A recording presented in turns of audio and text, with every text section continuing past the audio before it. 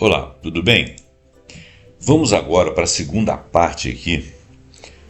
Eu terminei o programa, o último pontuando, falando da literatura interdisciplinar e falando de como que como é que seria, quais eram os mecanismos que iriam modificando o nosso cérebro nessa mudança de paradigma que nós estudamos no dia de ontem, a questão da superficialidade, da complexidade, a gente explicando que realmente existiram todas aquelas dificuldades de atenção, de construção de histórico, porque a web é muito rápida, o algoritmo favorece a criação de hábitos mais rápidos, em que você anda mais rápido nos feeds, e também lemos a contrapartida, que existem sim nichos onde o algoritmo nos leva a nichos mais profundos, dependendo da cultura que você está procurando. E que isso aí, embora traga algum prejuízo na atualidade, mas que num estudo longitudinal vai mostrando que nós vamos modificando os paradigmas e que conseguimos sim com mudanças cognitivas e sociais relacionadas ao nosso uso rotineiro da web, uma ênfase nas hipóteses que as rotinas online podem ser determinantes em mudanças plásticas no nosso cérebro ao longo das gerações. Então, nós vamos apresentar aqui agora mecanismos neurocientíficos e psicológicos, evidências empíricas com imagens, estudos longitudinais, revisões, explicações socioculturais, rotinas, economia de atenção, profissão, educação, que nós já estudamos, e o contraditório, as metodologias, todas as afirmações sustentáveis por literatura já presente, que trazem referências imediatas e com citações aqui dos trabalhos principais. Alguns aqui estão por exemplo, PMC, NCBI, NLM, quer dizer, isso é tudo de governos assim, de alguns lugares e da América do Norte, da Europa e tal. Algumas revistas como os Frontier, PNAS, que já é algo nacional, PubMed, Online Library Wiley, e são várias referências que eu não vou conseguir passar para vocês porque elas são em código, tipo código, né? A palavra está me faltando aqui, não são códigos, iniciais, né? Tal. Então vamos lá. Mecanismos. Voltando a ler aqui, a literatura interdisciplinar indica que o uso rotineiro e massivo da web, a multitarefa digital, buscas rápidas, notificações, redes sociais, está associado a mudanças funcionais e em alguns casos estruturais do cérebro. Isso eu li no final do último programa. À medida que as práticas repetidas voltam aos circuitos neurais, princípio da plasticidade dependendo do uso, essas mudanças se manifestam em 3 domínios principais: a atenção, mais alternância ou menos sustentação; memória, ou seja, a maior dependência de fontes externas, alteração na codificação, porque quando você usa menos a sua memória e começa a usar mais o celular, você está modificando a maneira como você acessa a sua memória. E cognição social, que é a mudança de empatia e interação face a face. Essa mudança social aqui é um pouco perigosa realmente, porque se você vive muito de interação social, você perde um aprendizado que você teria mais pessoalmente, porque a gente não entende que as pessoas, já falei 500 vezes sobre isso nos programas aqui, você não entende o que as pessoas falam apenas pelas palavras que elas usam, as expressões dela, a forma do corpo, a maneira do humor, a expressão facial, ela te educa para dizer se a expressão dele confirma o que ele fala, né? Então isso aí são algumas perdas, tem que avaliar isso. Porém, muitos estudos são correlacionais a resultados discrepantes, debates metodológicos sobre causalidade ou não causalidade e extensão dos efeitos. Vamos estudando. Plasticidade dependente do uso. Circuitos neurais se fortalecem ou enfraquecem conforme são ativados repetidamente. Novas rotinas digitais criam padrões de ativação recorrente que podem favorecer habilidades como atenção seletiva visual rápida e navegação em outras fontes, em detrimento da atenção sustentada, prolongada, que seria o princípio geral da plasticidade. Aí tem aqui a referência disso aqui, que é o PMC.NCB, que não significa nada para nós, porque eu teria que decodificar isso aqui. Reforço por recompensa e dopamina. Notificações, likes e novidades atuam como reforçadores, ou seja, sistemas de recompensa, incentivando buscas de estímulos rápidos e fragmentados. Processos reforçados com frequência tendem a estabilizar. Estudos sobre vício em internet / uso problemático mostram alterações funcionais e estruturais associadas a padrões de uso intensivo. Isso aqui é da fonte Frontier, uma revista, uma publicação. Isso é um dos estudos que está sendo levado, uma das realidades que está sendo descoberta. Custo cognitivo, multitasking, multitarefa, né? Alternância frequente alternância frequente entre tarefas exige controle executivo constante. Uso intensivo de mídia multitarefa tem sido associado a pior desempenho em tarefas de controle atencional e mostra suscetibilidade de interferência e a capacidade de dificuldade de falar, né, gente? De consecução de algumas tarefas. Isso sugere um deslocamento no perfil das funções executivas dos usuários habituais. Isso aqui é informação de uma publicação de saúde. Evidência empírica. Neuroimagem, estudos de comportamento e revisões. Abaixo estudos mais citados e relevantes que foram selecionados aqui, nesse portal. O Gary Small, entre outros estudiosos, em 2009, escreveu Seu Cérebro no Google, ou seja, Your Brain on Google.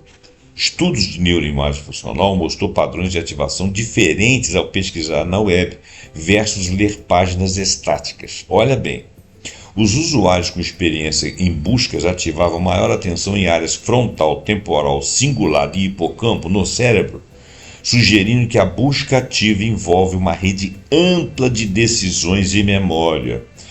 Interpretação, : A prática de buscar na web engaja redes específicas e pode reforçá-las com o uso repetido. Então, isso significa que nós estaríamos educando, através da plasticidade, o engajamento de redes específicas e capacidade de envolver uma rede ampliada para tomar decisões e ter memória no cérebro pelo uso repetido. Isso, ao longo, num estudo mais longitudinal, poderia traduzir modificações no formato de reação das pessoas ao longo de uma geração para outra geração, como nós poderíamos fazer estudos epigenéticos também, em que essa modificação tornasse o cérebro apto a outras coisas além, por essa educação aqui, por esse uso contínuo. O Ophir Ness e o Wagner, no programa de saúde lá do PNAS em 2009, multitarefas também, os participantes relatavam alta multitarefa com mídias apresentaram pior controle atencional em testes laboratoriais, maior transferência por estímulos irrelevantes. Isso aponta para custos cognitivos em rotinas multitarefas digitais, ou seja, rotinas multitarefas digitais deseducam o cérebro, interrompem a sua consecução de tarefas.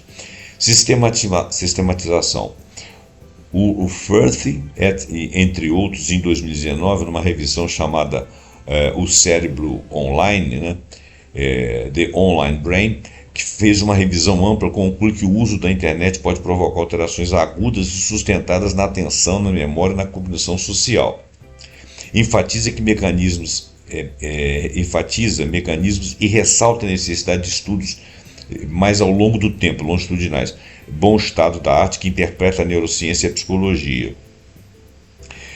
Um estudo longitudinal é um tipo de pesquisa que coleta dados repetidamente do mesmo grupo de indivíduos ao longo de um período estendido que pode durar meses e décadas. Então, esse estudo aqui, ele está dizendo que existem alterações agudas e sustentadas na atenção, na memória e na cognição social, mas esses estudos ainda não são definitivos para bem ou para mal. O Takeuchi, entre outros, em 2018, numa outra publicação aqui, PMC, que eu sinceramente não sei o que significa, eu teria que procurar aqui no final aqui do paper do cara aqui, ele é longo pra caramba, eu estou fazendo um resumo, tá, gente? Estudo encontrou associações entre frequência de uso da internet e variações de volume cerebral e desempenho cognitivo em amostra. Estudos como esse sugerem ligações entre o uso intenso e marcadores estruturais, embora com limitações causais. Ou seja, entre uma coisa não seria necessariamente causa de outra, estaria convivendo concomitantemente. Esses estudos eles ainda não dizem se esse desempenho cognitivo é uma melhora se incorporado nos estudos longitudinais, é que você vai saber, quer dizer, a coisa ainda está em estudo, mas existe uma modificação no volume cerebral e no desempenho cognitivo, quer dizer, parece que há uma melhora relativa. Revisões da Internet Edition, Associação com Estruturas Cerebrais, meta-análises de uma revista chamada Frontiers, meta-análises e comentários. Por exemplo, um cara lá que tem um sobrenome Pan, em 2018, fez revisões para essa publicação. Ele mostrou correlações entre o uso problemático e alterações de redes frontoestriatais e conectividade funcional cerebral, áreas relacionadas ao controle inibitório e o controle de recompensa. Isso aí poderia estar estimulando um certo vício a ter a recompensa. Evidências comportamentais amplas daquele autor Twenge. Grandes levantamentos associam maior tempo de tela a indicadores de pior bem-estar psicológico entre adolescentes, mais depressão, menos curiosidade, menos autocontrole. Enquanto algumas reanálises apontam efeitos menores ou condições moderadas. A correlação preocupa porque é um mecanismo social que alimenta a mudança de rotinas. É claro que isso pode ser usado para mal, se desavisadamente, ou pode ser usado para bem, se você souber dosar, né? Porque existe um tempo que é estímulo, é igual você fazer o exercício físico, é um tempo de estímulo. O excesso seria o quê? Um cansaço desnecessário para o músculo. Como rotinas na web atuam como um motor de plasticidade, ou seja, o processo, repetição, especialização. Alguns protocolos de rotinas, checar notificação a cada tantos minutos, ler manchete, assistir vídeos curtos, etc., criam repetição. Circuitos acionados frequentemente ficam um pouco mais eficientes, então existe uma potenciação sináptica, isso é bom. Mesmo princípio observado em aprendizado de habilidades motoras e cognitivas no dia a dia, quando nós estamos treinando alguma coisa. Princípio geral da plasticidade cerebral. O condicionamento por reforço social, likes, feedbacks formam laços entre comportamento, postar, checar e recompensa emocional, promovendo a repetição e, portanto, consolidação neural de rotinas de microatenção. Estudos de neurociência do comportamento social enfatizam esse padrão. Isso é bom? Pode ser bom se você enfatizar algum comportamento de melhor desempenho, mas é o mesmo caso de você não se cansar. Redistribuição de memória. O uso intensivo de dispositivos externos, motores de busca, nuvem, que são memórias que nós não temos, né? Claro que a nuvem ela pega um artigo inteiro, né, gente? Mas assim, motores de busca, você ter dispositivos externos para sempre fazer isso para você, muda a sua relação com a memória interna e acessos externos, chamado memória transacional ou a terceirização da memória. Essa terceirização da memória aí é o seguinte: tem alguma coisa que o cara conversou com você entendeu, você pega um paper do cara, coloca lá no seu arquivo na nuvem, porque se você tiver dúvida você vai reler aquilo ali. Tá, mas se você tiver pelo menos uma noção do que foi dito ali, fica o dito pelo não dito, porque antigamente também você levava um livro para casa e você estava mais ou menos com a ideia do livro na cabeça. Se alguém conversasse com você sabia. Quando que você terceiriza a memória? É quando você não presta atenção, você faz uma leitura rápida, não se aprofunda, coloca aquilo num arquivo para você acessar a hora que você precisar. Aí você realmente não está criando memória para si, você está terceirizando a memória. Isso altera quais conteúdos são consolidados internamente. Obviamente, revisões apontam que confiar na web para lembrar pode reduzir a capacidade de codificação profunda de alguns fatos. Sim, então você não cria narrativa, ou seja, você não tem conhecimento. Notificações e múltiplos fluxos de informação reduzem janelas de atenção sustentada. ou seja, aquela atenção que você está realmente atento, favorecendo protocolos de leitura que sejam superficiais, exploração em vez de exploração profunda, ou seja, você não vai guardar aquilo nada. É igual quando você pergunta o nome de uma pessoa e não presta atenção. Daqui a pouco você vai perguntar outra vez. Estudos de atenção e leitura apontam para a redução da leitura profunda em ambientes digitais. Bom, isso nós já falamos 500 vezes. Provas sociais. Declínio relativo da leitura profunda. Pesquisadores como Marianne Wolf documentam perdas práticas de leitura profunda em ambientes digitais, com relatos pessoais e estudos experimentais que indicam maior tendência ao skimming, ou seja, deslizar sobre a tela do que no papel. Isso ela denunciou no outro vídeo, nós falamos sobre isso.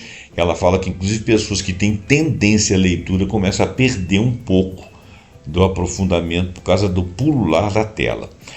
A adoção massiva de formatos curtos, o crescimento de plataformas que privilegiam vídeos curtos, TikToks, Reels, etc., e consumo rápido, vem mudando a expectativa do público sobre duração e densidade de conteúdos. Resultado: oferta e demanda reforçam rotinas de consumo fragmentário.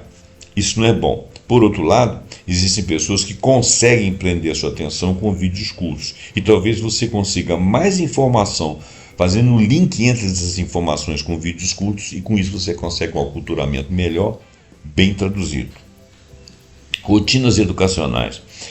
Em escolas e universidades, a introdução de dispositivos em ambientes digitais sem adaptações pedagógicas levou a uma maior exposição à multitarefa e à distração durante a aprendizagem formal. A multitarefa digital ela não é boa, pelo que eu estou vendo aqui. Estudos associam o uso de celular em sala com menor rendimento acadêmico em tarefas que exigem atenção sustentada. Isso depende muito de como que você usa. Os chineses têm usado, mas os chineses são muito... eles seguem muito uma rotina, né? Eles têm uma educação assim, muito disciplinada, né? Mas eles levam uma rotina, eles sabem usar celular dentro de sala de aula e parece que lá a coisa funciona. Então, aqui para nós não está funcionando, talvez seja uma questão de troca de informações. Perspectiva interdisciplinar. Neurociência, estudos de imagem mostram mudanças funcionais e estruturais associadas ao uso digital. Interpretação é plausível, alteração plástica, mas existe necessidade de designs longitudinais para nós estabelecermos as causalidades das coisas que estamos vendo. Se são causas efetivamente digitais ou são causas que estão lá dentro que podem ser evitadas. Psicologia cognitiva, trabalhos sobre multitarefas e memória indicam custos cognitivos e mudança de estratégia de processamento, o que pode não ser bom, mas pode ser bom também. Psiquiatria e saúde pública, pesquisas sobre tempo de tela e bem-estar mental do Twenge sugerem efeitos populacionais em saúde mental que, por sua vez, alteram comportamentos cognitivos e sociais, que no futuro podem até ser bons, mas podem não ser. Sociologia e antropologia. Os pensadores como Bauman, como Byung-Chul Han, como Sherry Turkle interpretam rotinas digitais como transformadoras do tecido social, afetando a disponibilidade de tempo e espaço para reflexão. Esses trabalhos são teóricos, mas nos ajudam a articular os efeitos sociais normativos que pressionam rotinas cognitivas. Associados lá aos estudos da psicologia e da neurociência, pode-se colocar uma forma de educar a população para poder tirar melhor proveito dessas técnicas. O contraditório e as limitações. Correlação diferente de causalidade. Uma coisa é correlacionada aos fatos, outra coisa é dizer que um é causa do outro. Muitos estudos são transversais. Usuários com predisposição, por exemplo, depressão, eles podem usar mais a internet. E não que a internet os deixou deprimidos, mas que eles têm tendência de depressão e foram para a internet, confundindo as relações. Efeitos heterogêneos positivos. A internet pode melhorar certas habilidades, atenção visual, navegação em hipertexto, acesso ao conhecimento, aprendizagem multimodal. O Nicholas Carr e outros foram criticados por conclusões exageradas a respeito do uso da internet. Conclusões exageradas, revisões balanceadas mostram trade-offs, ganhos em algumas competências e custos em outras. Então, não é tudo que o Nicholas Carr viu, que, embora bem visto e bem relacionado, não era causal de algumas dificuldades que ele pretendeu ver. Magnitude de efeitos. Grupos de estudos populacionais, feitos, por exemplo, pelo Twenge, mostram associações, mas tamanhos de efeitos frequentemente pequenos, que são majorados na visão de alguns. Fatores socioeconômicos e culturais têm moderado esse efeito. Há quem demonstre efeitos menores quando controla variáveis de contexto. Esse texto fica um pouco difícil de entender. Isso aí é uma publicação da PubMed. O que falta, e os estudos seriam úteis numa direção futura de estudos? Bom, longitudinais de larga amostra com medidas neuroimagiológicas e comportamentais para estimar trajetórias, mudança estrutural, função cognitiva, desempenho e saúde, intervenções controladas, ou seja, redução de notificações, treinamento de atenção para testar a plasticidade reversível, ou seja, se você está muito notificado, de repente você tem uma plasticidade, de repente você começa a diminuir as notificações, e isso aí demonstra que você voltou, reverteu, ou você teve aquele como ganho, aquilo é um prejuízo. O que é isso? Intervenções têm que ser controladas. Estudos transdisciplinares que articulam dados neurobiológicos, etnográficos, porque isso varia também de populações para populações, e de políticas educacionais para entender contextos que amplificam ou atenuam efeitos. A própria revisão que nós falamos lá do FIRF, lá de 2019, pede um pouco mais de estudo, né? Conclusão. Rotinas da web, notificações, busca imediata, circulação de fragmentos, multitarefa oferece um ambiente propício à plasticidade neural que favorece a exploração rápida e recompensa imediata, ao custo potencial da atenção sustentada e de certas formas de memória e conversação profunda. A evidência é robusta para mudanças funcionais, para associações com mudanças estruturais em contextos de uso intenso. Mas o campo precisa de estudos longitudinais, experimentais, para estabelecer causalidade forte e delimitar as magnitudes dos efeitos benéficos e dos maléficos, né? Síntese curta. Neurociência mais psicologia. A plasticidade depende do uso, reforçada por sistemas de recompensa social. E rotinas multitarefa fornecem um caminho neurobiológico plausível pelo qual hábitos digitais repetidos favorecem padrões de processamento, atenção fragmentada, busca externa de memória, reforço de novidade. Evidência empírica. Há estudos de neuroimagem e revisões que relatam associações funcionais e estruturais entre o uso intenso e variações cerebrais. Porém, muitos trabalhos são correlacionais, intervenções de longitudes maiores serão necessárias para a causalidade mais robusta no futuro. Não temos essas conclusões ainda. Consequências sociais e comportamentais. Estudos populacionais, por exemplo, de Dwinge, e análises qualitativas da Turkel e da Marianne Wolf, mostram reduções de práticas de leitura profunda, mudança no bem-estar e transformações das práticas conversacionais. Fatores que retroalimentam rotinas digitais e reforçam mudanças cognitivas que podem não ser favoráveis. Contrapontos. Autores e revisões alertam para efeitos positivos, melhoria em certas habilidades visuais e espaciais, acesso ampliado a conhecimento, e para heterogeneidade de efeitos entre indivíduos e contextos. Resultados podem ser moderados por educação, né? Se a gente educar a pessoa para fazer de uma forma e não de outra, tipo de uso, né? Produto versus atos compulsivos, e fatores socioeconômicos. Quer dizer, tudo isso nos pede cautela. Então, olha bem, gente, nós vamos terminando por aqui, e nesse estudo ele ainda continua aqui, ele vai falar sobre estudos de neuroimagem comparada,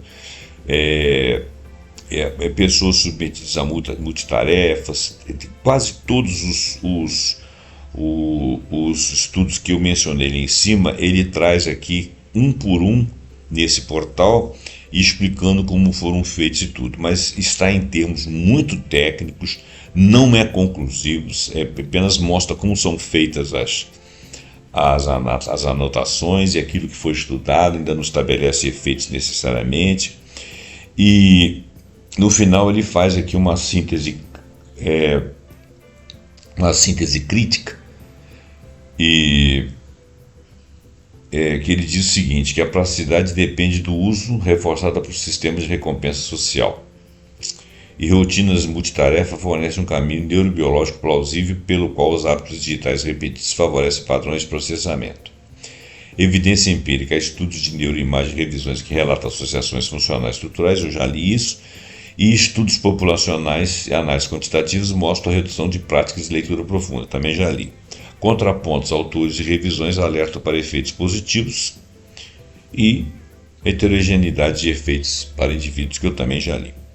Então, gente, eu acho que nós caminhamos aqui por quase todas elas. A bibliografia aqui é imensa, tem, olha, sem brincadeira, deve ter aqui mais de 35 autores aqui relacionados aqui, periódicos, né?